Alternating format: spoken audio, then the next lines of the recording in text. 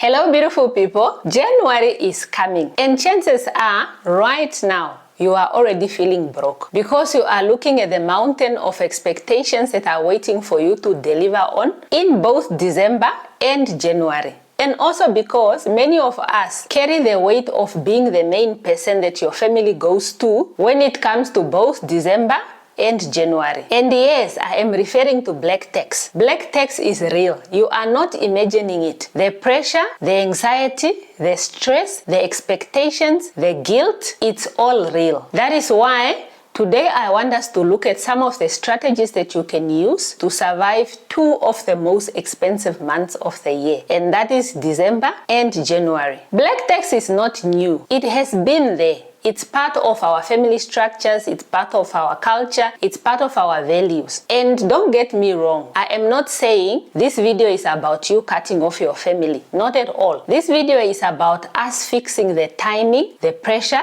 and the guilt that comes with black tax or that comes with you helping out your loved ones. And here we want to shift from reacting emotionally to actually helping our loved ones from a strategic point of view. And that is when really things changes, if we move away from emotional reaction to actually being strategic on how we are helping our loved ones. Here is why January feels like you are drowning. You have already spent so much money in December. A lot. When it comes to Christmas, when it comes to New Year's, which is end of December, you spend quite a large sum of money. And when all that is done and you think that you are done spending, then you have to leave money at home. Maybe you are leaving money with your parents or with your grandmother or with older sibling or whoever remains at home. You are leaving them with money. On top of that, someone will come to you and say, can you help me with transport money? Another person is asking for airtime. Then there is a kid asking you for school shoes. Then there is this and that, and someone else on the side is also whispering to you because they are embarrassed of asking you in front of everybody. It's a lot of money that you are spending. Then you go back to town,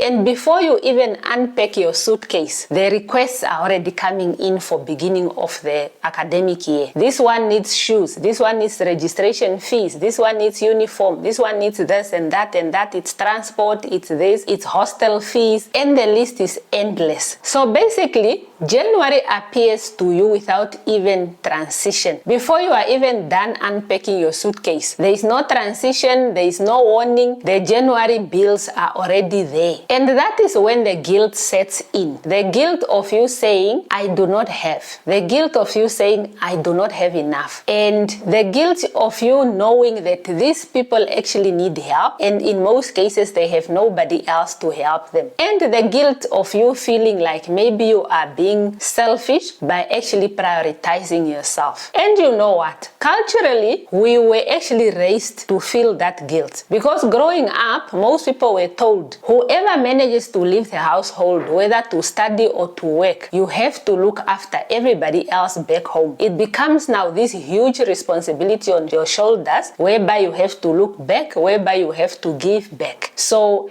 either way, even when you do not have, that guilt will hit you because that is how you were conditioned. Culturally, we were conditioned to feel guilty for not being able to support our loved ones, even when we know we do not have enough ourselves. You are barely surviving on your own, but now there is that huge expectation and that huge responsibility that is placed on your shoulders that you have to actually look after everybody else. Now combine all of this with your own needs. Just because you are in December or you are in January, it does not mean your own needs disappear or vanish. You still have to pay your own rent in the city. You still have to pay your own water and electricity. You still have a car payment. You have your own monthly expenses that you are supposed to take care of, on top of the Christmas celebrations, New Year celebrations, the money that you are leaving at home, the people who are asking you for help before you even go back, plus all the requests that are coming in now for the beginning of the school year, where you are being requested to pay registration or pay school hostel or pay school fees or buy uniform or whatever it is that you are being requested to do. All of these things are coming to you, and they are supposed to come from your one income, especially if you are somebody who gets paid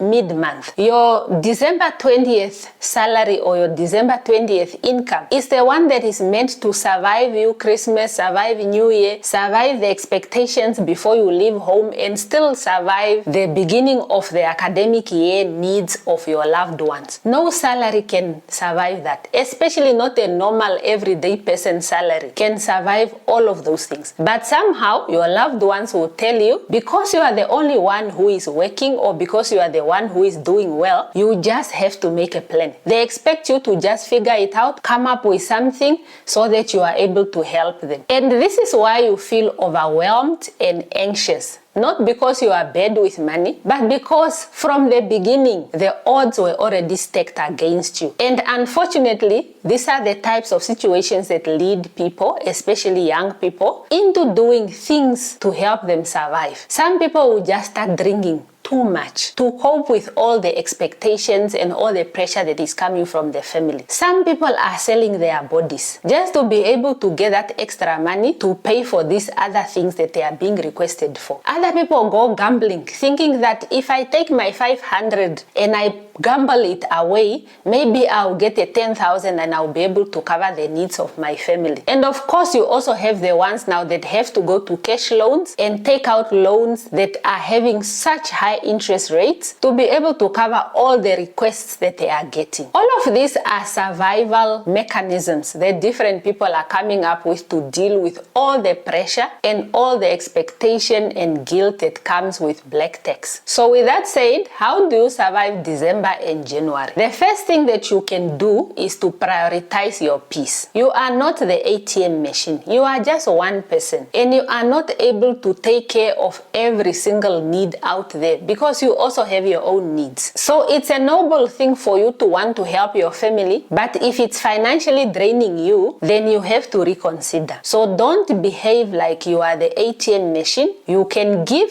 but you can give what you are able to give. And the other thing is that you can say no, but that no does not mean you don't love your family or you don't care. Because you know your capacity, you know what you are able to do. You need to be okay with telling your loved ones, no, I am not able to do this, or no, I do not have. And it does not mean you don't love them. It honestly just means your money that you had that you could have helped them with is all gone. It's finished. So basically what I'm saying is that saying no is not disrespectful, and it doesn't mean you don't care about your loved ones. It just means you are self-preserving. And I want you to remember that guilt is not a financial plan. There is nothing noble about self-sacrifice. When you have only $100 left in your wallet and you give it away so that your family member can go to school or so that your family member can eat, what are you going to eat? That is self-sacrifice, and there's nothing noble about self-sacrifice. You should be able to say, I only have 100, I can only give you a $10, and that is what I can do. Because you also need to survive. It's not just about the survival of your loved ones. The second thing that you can do to survive these 2 months is to set a limit. From your income, set a limit of how much are you going to provide towards helping your family. And this is not a limit per person or per request. This is an overall limit that you are giving to family to say, I only allocate this 3,000 and I can only give my loved ones from this 3,000. Anything beyond that 3,000, I am not able to do. So set that limit and communicate it also with them.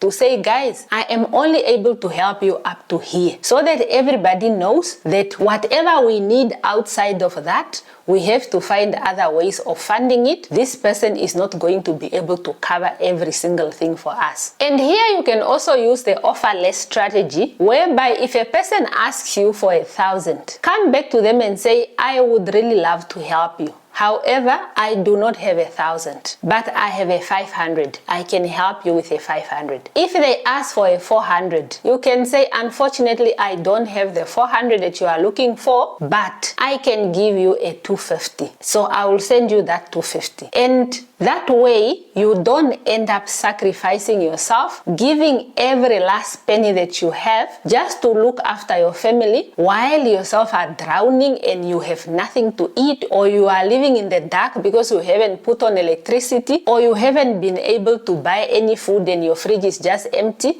because every single cent that you had, you gave it out to your family. The third way you can survive these 2 months is to give material support. Not everything has to be about money, especially when money is a scarce commodity for most of us. You can provide support with materials or with assistance to do certain things. If you have extra food in your fridge, you can give them some of the extra food. If you have some toiletries that you can spare, you can give these toiletries, because we know money is never enough and most of the time we really just don't have it. So whatever you have, you can assist with that. It's not always about helping in monetary terms, and our families need to start appreciating different ways of being assisted, not only to put so much value on the monetary assistance, but other types of or other ways of assisting are equally coming from a good place and they can equally help them. Another thing is for you to choose an area of support. You are one person and you are not responsible for every single need of your family members. You need to pick an area that you can support and communicate it accordingly. You can say, I am able to pay for hostel fees for the kids, and that's it. Whatever amount is that hostel fees, you pay for that hostel fees, and that is it. That means if there is still a need for school uniform, they have to find a way to get that school uniform. You cannot be the one person, you are buying uniform, you are buying stationaries, you are paying for the actual school, you are paying for the hostel and all these other things.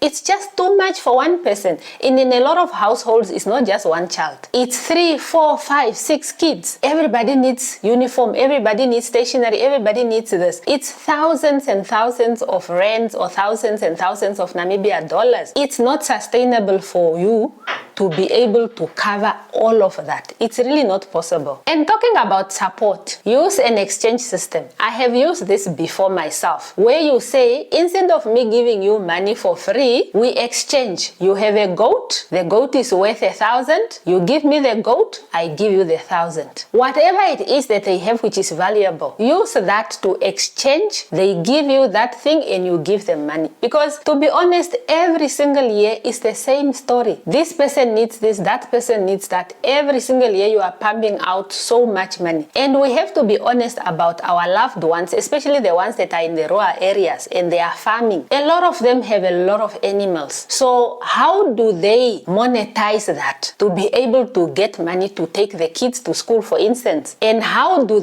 can they exchange that with you so that whatever support you are giving is not just every time is a one-way street where it's just you giving.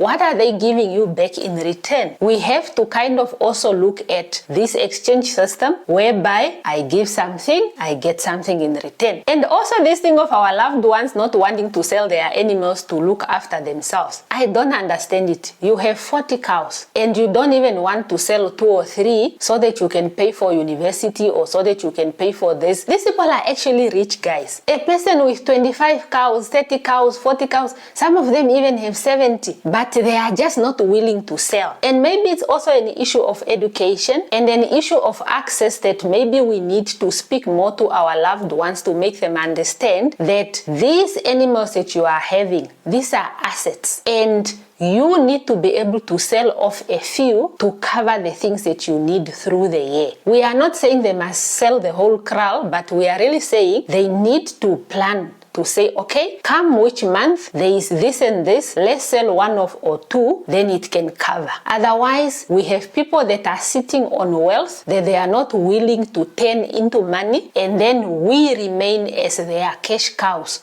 while they have actual cows that they can actually sell and make money. So those are the things that you can do in the meantime while you are in December or while you are in January. But long term, what are the strategies or what are the ways that you can use when it comes to black tax? We need to have a long-term view. Otherwise, you are going to spend 30 years of your life working and looking after your family. Then you retire tomorrow and you have nothing. You are poor. You were not able to save. You were not able to invest. And you are probably having high blood pressure from all the expectations and anxiety and pressure and guilt and all those emotions that come with black tax. And we want to avoid that. So let's have a long-term view when it comes to support to our loved ones. One of the strategies that you can use is to pay bills and not to pay a person. When your cousin says, I need money for registration fees at whatever university, you need to normalize saying, send me the banking details of the university, I'll make the payment directly. Even if you are not paying the whole amount, whatever portion you are paying, pay it directly. Because we know our loved ones. Sometimes they ask you for money for something which is not true. Other times, it's true, they do need the money for registration, for example, but once you send it to them, they find other things to do with that money.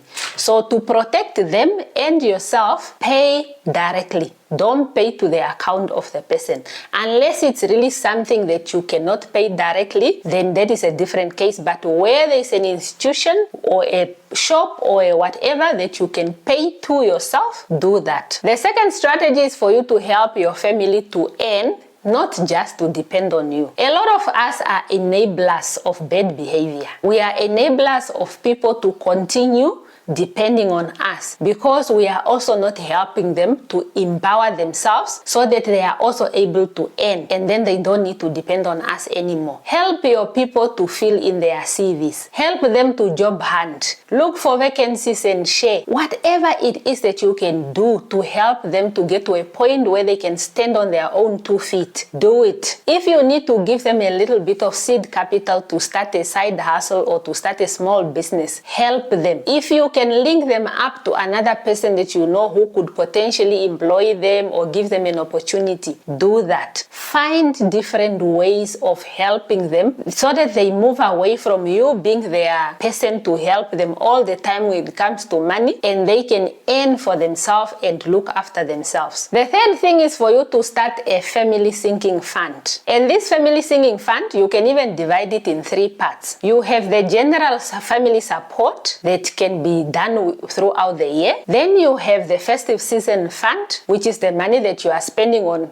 Christmas and New Year celebrations. Then you have the January fund, which is more of assistance for school-going children or school-going family members. Within that same singing fund, you can have those 3 categories. And you can create a WhatsApp group. If you have a big family, you can create a WhatsApp group. You add all the people who are working or who are earning an income, you add them to that group. So that every month moving forward, each family member is contributing to that account, and you make decisions as a family, and you know already out of this fund, if we have collectively collected a 20,000, out of that 20,000 we are allocating this much to the general family support, allocating this other portion to the festive season things, which is Christmas and New Year celebrations, and the other portion is being allocated to the January back to school kind of activities. That way, you are not the only one who is forking out and drowning and unable to help yourself because you are taking care of everybody else. Number 2, it also creates more ownership from the other family members, because now everybody is involved and you are able to make decisions collectively as a family, and you are able to actually look at what other different ways can we do to support those who need to be supported. The 4th thing that you can do is to go to therapy. And you might be asking, what does therapy have to do with January and black tax and all these things? There is a lot of emotions that are involved when it comes to black tax. Like I said earlier, there is pressure, there is expectations, there is guilt, stress, there is anxiousness. Some people this time of the year, once their phone rings, they are already anxious because they are already feeling like someone is about to ask for money. And there are even people who don't even pick up their phone in January because they know it's probably a loved one who is calling me for support that I do not have the capacity to give. And those are some of the things that also bring guilt. They also bring shame, because now you feel like you are ashamed because you are not able to help your loved ones. So all of these emotions,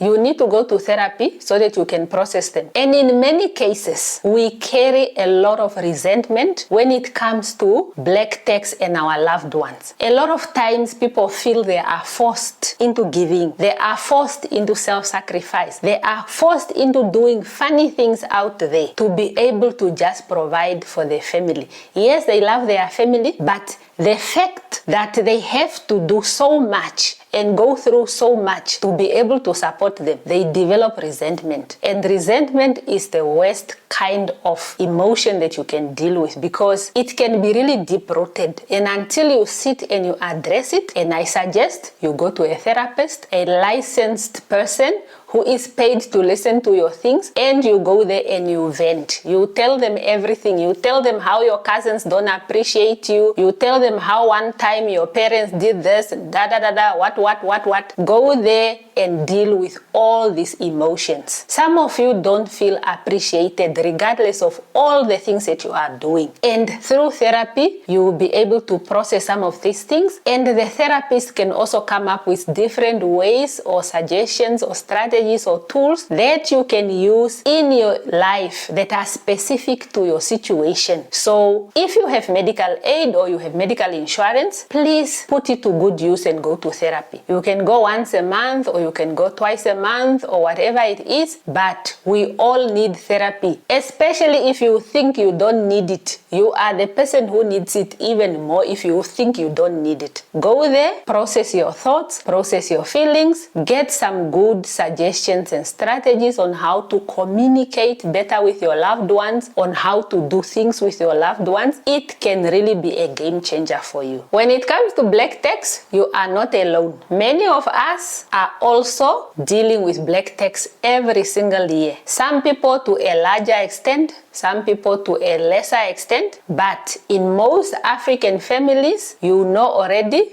black tax is there. And if we don't find a way to deal with it from a strategic point of view, instead of just reacting emotionally, we are always going to be struggling with this year in, year out. So as much as we looked at what can you do in the moment if you are already feeling trapped and you're already feeling like you are drowning, we have also looked at what can you do in the long term. We need to focus more on the long-term view. For next year already, by the time you get to December and January, you must already be ready, because by then you will already have your sinking fund, which is taking care of those three portions that I talked about. It's the general support, it's the festive season money, and it's the January back to school money. And you will already know this is our budget, this is our limit, this is how we are allocating. So next year, I expect you to be much more equipped, and hopefully you also went to therapy, and therapy will also give you some suggestions on how you communicate and how you do things within your family. Because in families, even though we love each other, we have our differences, we have our challenges, we have our fights, we have our what, but